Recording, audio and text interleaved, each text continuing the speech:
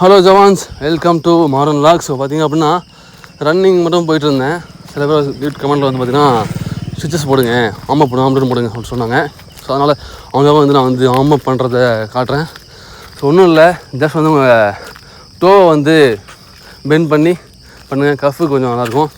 இந்த ரொட்டேஷன் வந்து ஃபுல் லெக்குக்கு கொஞ்சம் யூஸ்ஃபுல்லாக இருக்கும். வார்ம் பண்ணுறீங்க அப்படின்னா உங்களோட வலியை ஏற்றுக்கணும். அந்த வலியை வந்து நீங்கள் ஓடுறீங்க இல்லையா, அந்த வலியை நீங்கள் ஏற்றுக்கணும், உடம்பு தாங்கிக்கணும். அது ஆமாம் போய் வார்ம் டவுன் பார்த்திங்க அப்படின்னா நீங்கள் ஓன் அந்த வலியை ஏற்க வச்சு இங்கேயே போயிடணும். அங்கே போயிட்டு கஷ்டப்பட்டோம்னா அது நல்லா இருக்காது. ஸோ அதனால் வார்ம் டவுனு இங்கேயே வச்சுட்டு போயிடணும் அந்த வலியை சொல்லிட்டு தான் டவுன் பண்ணுவேன். சொல்லிட்டு வித்தியாசம் சொல்லிட்டேன். ஓகே, உடம்புக்கலாம். அதாவது பார்த்திங்க அப்படின்னா ரன்னிங் சொல்லிட்டுருக்கேன், ஏற்கனவே சொன்னது தான். Best medicine for ever. Running is the best medicine.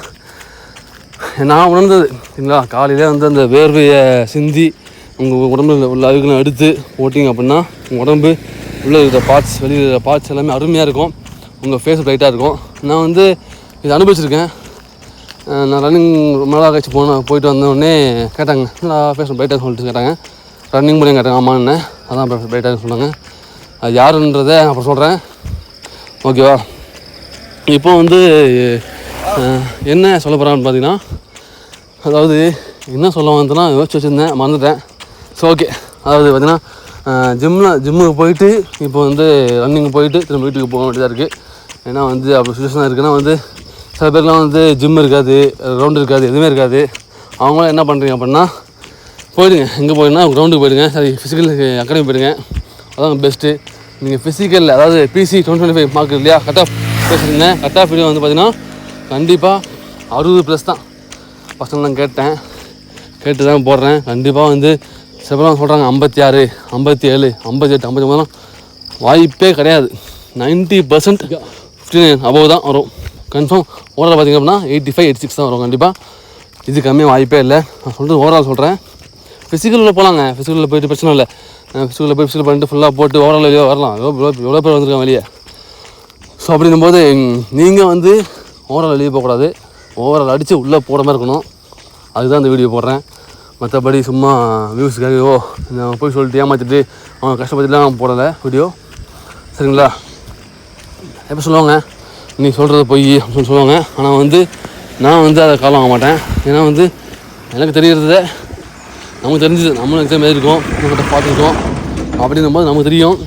So அதை கெஸ் பண்ணி நான் வந்து சொல்கிறேன். சில பேரும் வந்து அகாடமிலாம் வந்து அவங்க அட்மிஷன் சொல்லுவாங்க 59 தான் போதும் வாங்கன்னு சொல்லிட்டு. அதை நம்பி போயிடாதீங்க, பண்ணுங்கள். ரன்னிங் போயிட்டே இருங்க. திரும்ப சொன்னது தான், ரன்னிங் மட்டும் போங்க. ஃபிசிக்கல் ரிசல்ட் வரட்டும், கட் ஆஃப் வரட்டும், அப்புறமா நீங்கள் வந்து ரோப்பு லாங் ஜம்ப் பண்ணிக்கலாம்.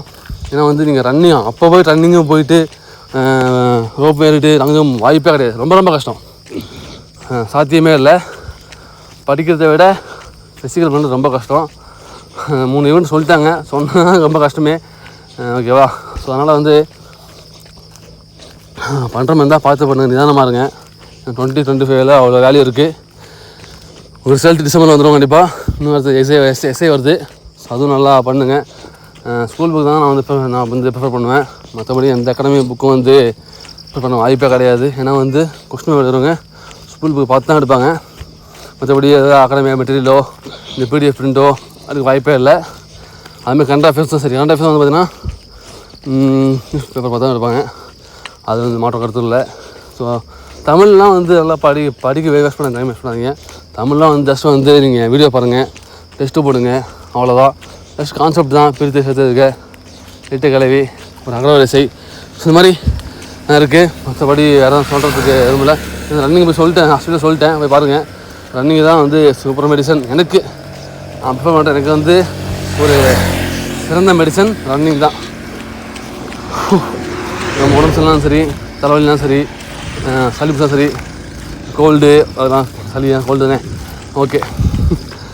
என்னடா அவன் சளின்றான் கோல்டுன்றான் நினச்சிக்காதீங்க. கோல்டு தான் சரி, எல்லாமே ரன்னிங் தான். புஷ்அப்பு, ரன்னிங்கு, இது ஒன்று தான். இது ரெண்டு நான் ப்ரிஃபர் பண்ணுறது உங்களுக்கு. ஏன்னா இயற்கையான ஒரு மருத்துவம் இது.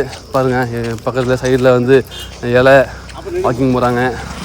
சுகரு கொலஸ்ட்ரால் எல்லாம் வந்து வாக்கிங் போகிறாங்க. நான் இப்போ சொல்கிறது அது முன்னாடியே போயிடுங்க, முன்னெச்சரிக்கை, சரிங்களா. அவன் அறிவாளி. நடக்கக்கூடியதை முன்னாடி யார் யோசிச்சு பண்ணுறாங்களோ அவன் மிகப்பெரிய அறிவாளி. அதெல்லாம் சொல்கிறேன். நீங்கள் நிறையா இருங்க, முட்டலாக இருக்காதீங்க, முட்டலாக நடிங்க, முட்டலாக இருக்காதீங்க, அவ்வளோதான் சொல்லுவேன். ஸோ நானே வந்து ஜிம் போய் ரன்னிங் போகிறப்ப எனக்கு ஆச்சரியமாக இருக்குது. ஏன்னா வந்து எத்தனை நாளாக போகல, குளிர்காலம் தான் போகல, குளிர்காலம் வந்ததுக்கப்புறம் போகிறேன்னா எனக்கு ஆச்சரியமாக இருக்குது, ஒரு கான்ஃபிடன்ஸ் தான். ஸோ ஜிம்லேயே வந்து சூப்பர்ட்டு பண்ணுங்க அப்படின்னா உங்கள் சேஃப்டி முக்கியங்க. நான் வந்து ஏதாவது சின்ன தம்பிள்ஸு அடிப்படும் வந்தால் கூட லைட்டாக படும், தப்பிக்கலாம்.